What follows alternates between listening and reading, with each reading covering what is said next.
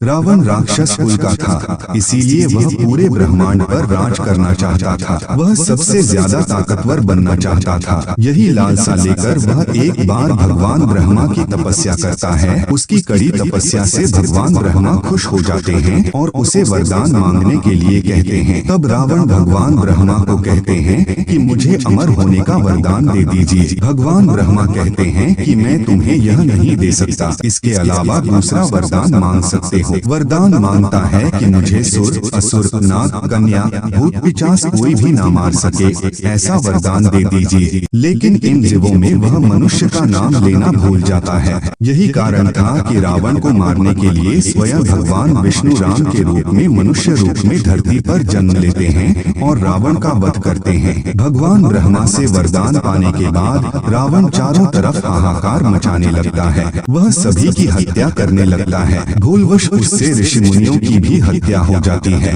रावण को ऋषि मुनियों को मारना उचित नहीं लगता है, इसीलिए वह ऋषि मुनियों के रक्त को एक कमंडल में इकट्ठा कर उसे अपने साथ ले जाता है। रावण जिसके कमंडल में ऋषि मुनियों का रक्त इकट्ठा किया रहता है, वह कमंडल ऋषि गृत्समद ऋषि का होता है, जो चाहते थे कि माँ लक्ष्मी स्वयं उनके घर पुत्री के रूप में जन्म ले। इसीलिए माँ लक्ष्मी को प्रसन्न करने के लिए वे प्रतिदिन कुश के अग्रभाग से एक कमंडल में मंत्रोच्चारण के साथ दूध की बूंदें डालते थे। रावण इसी स्थान पर ऋषि मुनियों का वध किया था और अपनी गलती का एहसास होने पर वह भूलवश इसी गृत्समद ऋषि के कमंडल में उन ऋषियों के रक्त को एकत्रित कर लेता है। एकत्रित रक्त के कमंडल को रावण लंका ले जाकर अपनी पत्नी मंदोदरी को सुरक्षित रखने के लिए दे देता है और कहता है कि यह विषैली रक्त से भरा हुआ है, इसे संभाल कर रखना, किसी को देना मत। ऐसा कहने के बाद वह सह्याद्री पर्वत पर विहार करने के लिए चला जाता है।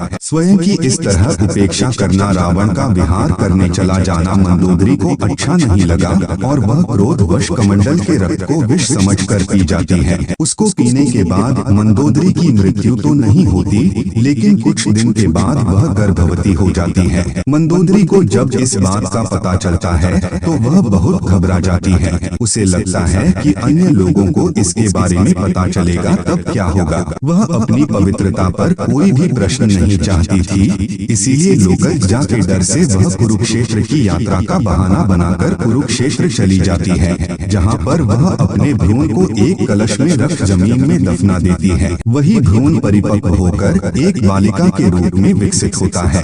यह कलश राजा दशरथ को मिलता है और वे माता सीता को अपने घर ले जाते हैं और पुत्री के समान ही रखते हैं। इसीलिए माता सीता को धरती पुत्री भी कहा जाता है। माता सीता धरती के कोख से निकलती है और अंत में जब 14 वर्ष के वनवास पूर्ण करने के बाद अयोध्यावासी माता सीता की पवित्रता पर प्रश्न उठाते हैं और फिर वह अयोध्या छोड़कर वन चली जाती है, जहाँ पर लव कुश को जन्म देती है और जिसके बाद लव कुश का भगवान राम के साथ युद्ध होता है। बाद में जब रामायण की कहानी का अंत होने वाला होता है, उसी वक्त अयोध्या के लोग दोबारा उनकी परीक्षा लेने की बात करते हैं। उस समय माँ सीता क्रोध में आकर धरती माँ की गोद में समा जाती है।